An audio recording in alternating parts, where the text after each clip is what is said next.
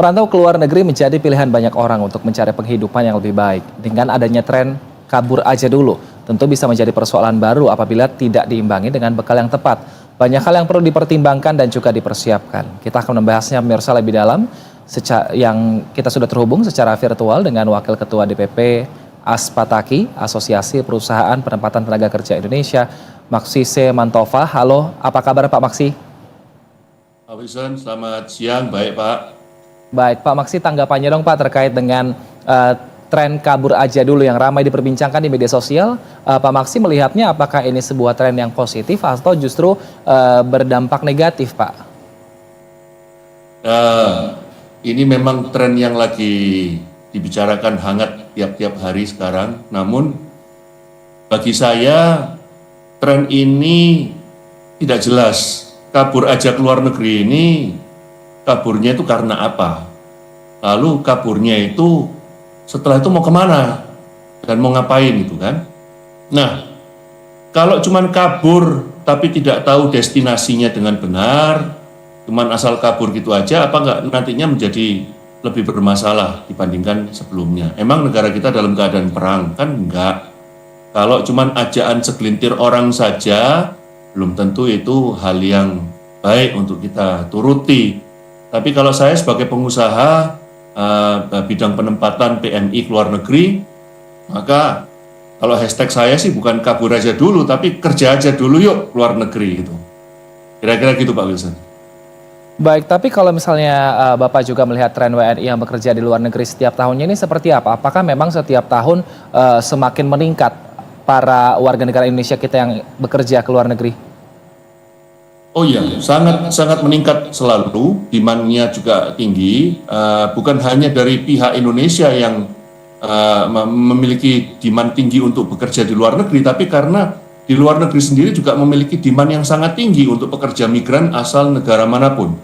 Karena seperti kita ketahui banyak negara di dunia ini menua bukan berarti semua yang dari Indonesia kerjanya sebagai caregiver, tapi menua dalam berarti arti kata bahwa semua sektor, semua bidang di luar negeri ini perlu diisi oleh orang-orang dari negara lain yang masuk ke negara mereka sebagai pekerja migran asing untuk mengisi peluang-peluang kerja yang kosong atau yang ditinggalkan oleh anak-anak muda atau yang ditinggalkan oleh orang-orang yang sudah menua.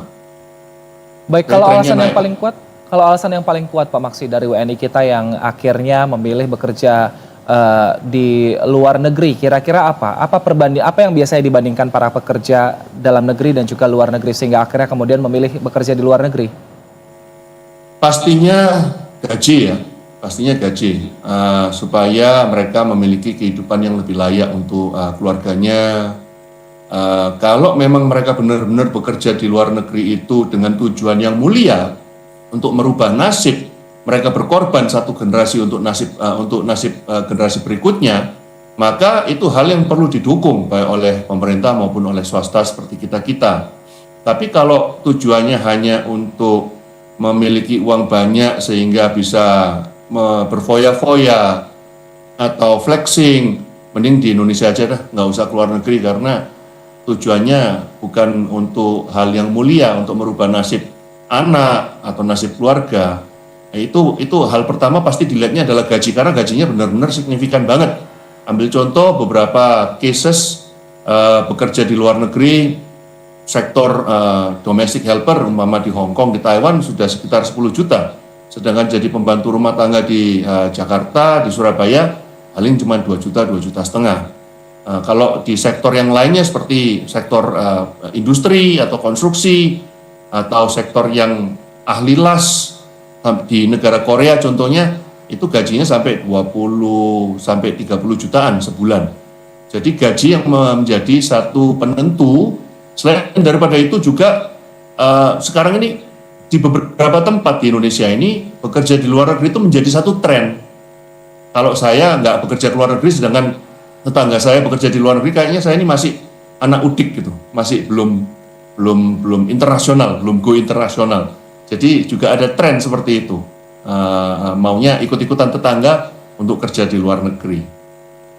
Baik, kalau misalnya kita melihat data dari Kementerian Tenaga Kerja Pak, Taiwan ini masih menjadi negara yang paling banyak dituju dan juga yang paling banyak berangkat ke sana adalah warga dari Jawa Timur. Tapi kalau misalnya kita lihat sendiri, keahlian-keahlian seperti apa sih sebenarnya yang paling banyak ditemukan atau dibutuhkan negara-negara asing, sehingga akhirnya kita tadi mungkin ada kultur yang untuk bisa bekerja di luar negeri aja dulu, ini juga kemudian diikuti oleh rekan-rekannya. Sebenarnya bekerja di luar negeri itu masing-masing negara memiliki struktur requirement yang berbeda. Jadi sebenarnya untuk angkatan kerja Indonesia, baik yang SMP ke bawah ataupun yang SMA ke atas atau yang universitas, itu mereka memiliki peluang-peluang kerja yang cukup signifikan di luar negeri. Tadi Bapak menyebut tentang Taiwan yang cukup banyak. Memang Taiwan adalah salah satu negara favorit untuk PMI kita bekerja di sana karena tidak melulu hanya bidang pembantu rumah tangga atau asisten rumah tangga, namun juga ada bidang-bidang yang lainnya, peternakan, perikanan, pertanian, lalu ada juga industri, lalu ada juga ship crewman, jadi yang untuk bekerja di kapal, konstruksi dan macam-macam, sehingga lebih besar pilihannya untuk PMI kita bekerja di sana. Baik, nah tapi banyak juga yang akhirnya kasus-kasus di mana banyak warga negara kita yang ternyata berangkat secara ilegal. Pak Maksi, kita akan membahasnya usai jeda. Pak Maksi, pemirsa tetaplah bersama kami di Investor Daily Talk.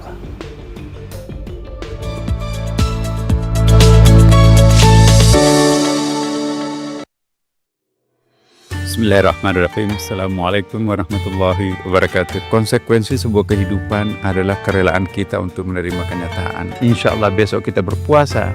Mari kita menciptakan sesuatu yang istimewa bagi diri kita sendiri. Maka insya Allah kita akan pasti memperoleh ketenangan batin. Mari kita menjadikan momen Ramadan ini sebagai usaha untuk menciptakan insan kamil, diri pribadi yang sangat utuh dan sangat indah.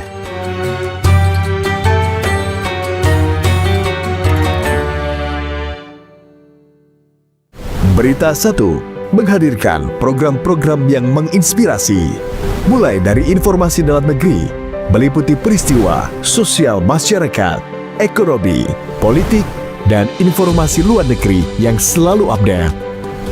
Informasi lainnya juga menjadi warna dan inspirasi untuk keseharian Anda. Berita 1 bersatu menginspirasi. Selamat datang di Ruang Tengah. Wah, kalau dia nanti datang pakai sepatu Converse doang, nggak mau pakai heels gitu ya. Sesederhana itu. Ya. Ini cocok nih buat gue. Iya, datang pakai Converse bener. Dulunya itu dia dibully gitu, mendapat perlakuan tidak baik. Nanti tuh pas udah besarnya dia bisa membuktikan loh. Sebaliknya. Vamos regresamos a Ruang Tengah. Berita 1 bersatu menginspirasi. Selamat datang kembali di Investor Daily Roundtable, acara yang digelar untuk membahas dan menjaring berbagai ide-ide brilian demi kepentingan bangsa dan negara. Saksikan Investor Daily Roundtable. Berita 1 bersatu menginspirasi.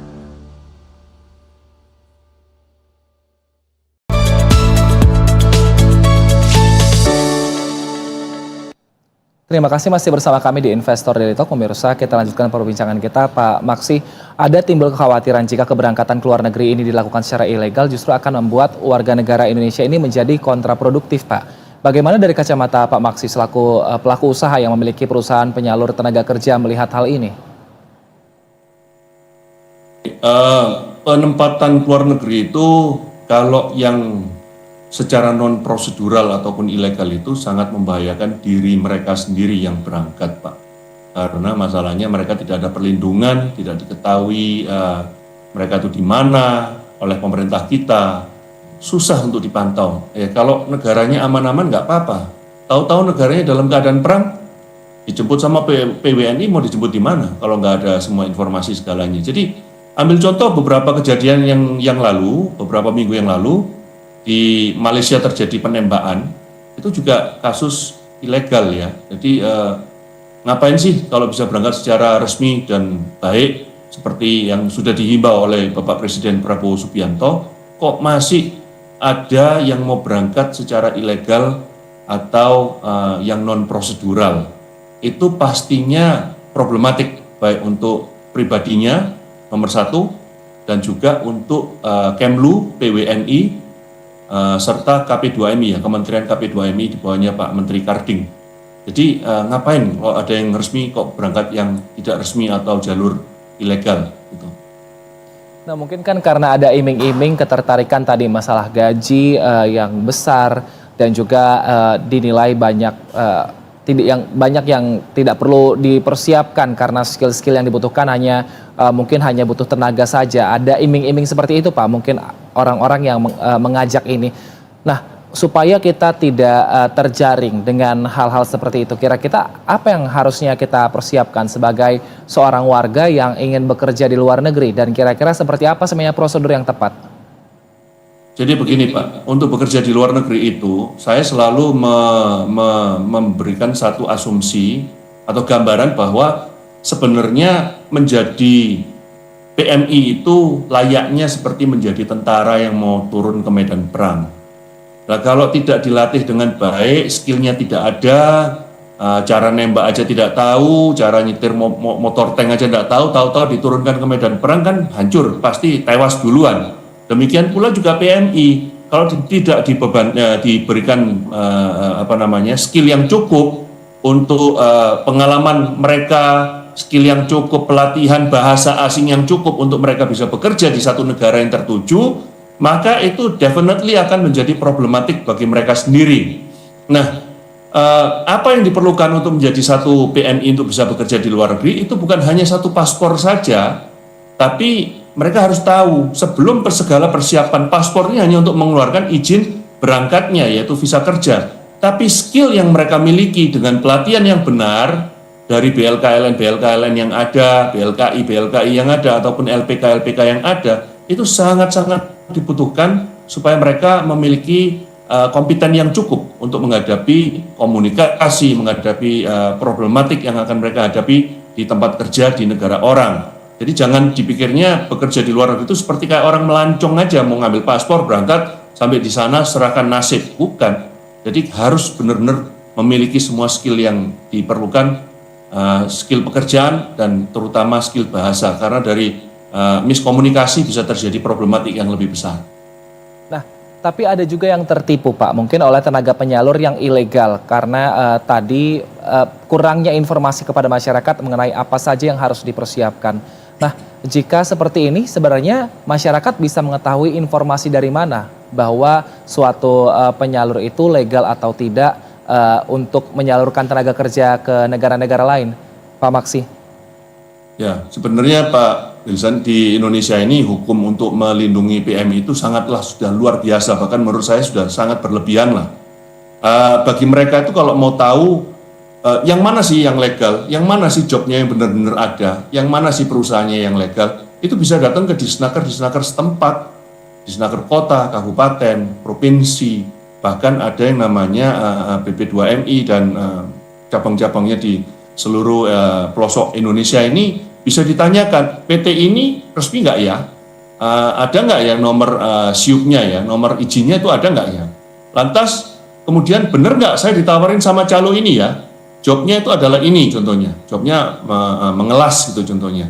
Nah itu bisa dicek di pemerintah, apakah benar-benar PT tersebut memiliki job order untuk pengelasan di negara tersebut yang dituangkan di dalam satu surat yang namanya surat izin perekrutan resmi yang dikeluarkan oleh Kementerian P2MI atau BP2MI. Jadi kalau tidak ada itunya sudah dipastikan itu ilegal. Jadi jangan ikut sama mereka, jangan tergiur dengan gaji-gaji yang tinggi sehingga sekarang banyak yang teriak-teriak minta dipulangkan baik dari Myanmar maupun Kamboja yang memusingkan dan menguras dana daripada pemerintah kita di Kementerian Luar Negeri Perlindungan Warga Negara Indonesia. Baik, artinya kalau secara hukum sebenarnya sudah sangat-sangat jelas seperti itu ya Pak. Tinggal masyarakat saja yang kita harapkan ini bisa lebih bijaksana dalam memilih tenaga penyalur maupun pekerjaan yang akan dikunjungi nanti. Tapi kalau misalnya kita melihat juga ini Pak Maksi, bahkan ketika berangkat ke tempat kerja melalui jalur legal juga, kadang PMI kita ini mendapatkan perlakuan yang tidak sesuai atau mungkin ada pelanggaran kontrak di dalamnya. Jika seperti itu terjadi, kita bisa mengadukannya ke mana Pak? Apakah bisa langsung ke Kementerian Ketenagakerjaan atau harus melalui tenaga penyalur yang menyalurkan kita? Ya, jadi sekarang setelah di bawahnya pemerintahan Pak Prabowo Subianto, Presiden, sudah tidak lagi di bawahnya Kementerian Tenaga Kerja, tapi di bawah Kementerian KP2MI atau Badan BP2MI.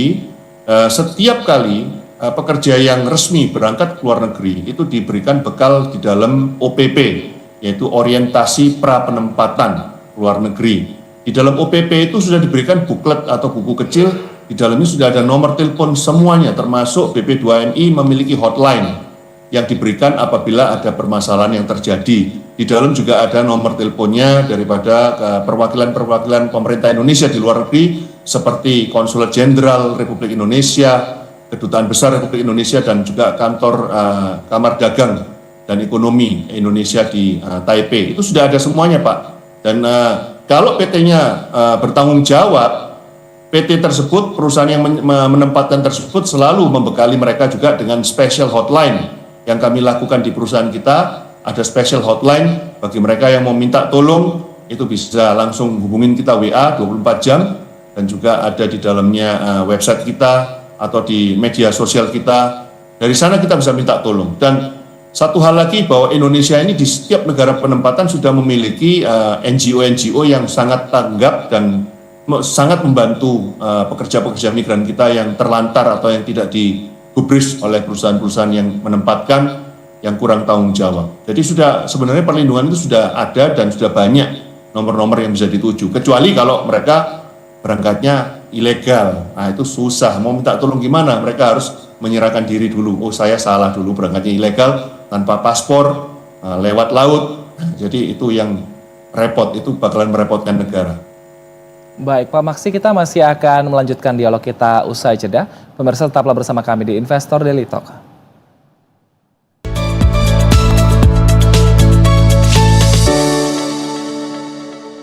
Destinasi yang luar biasa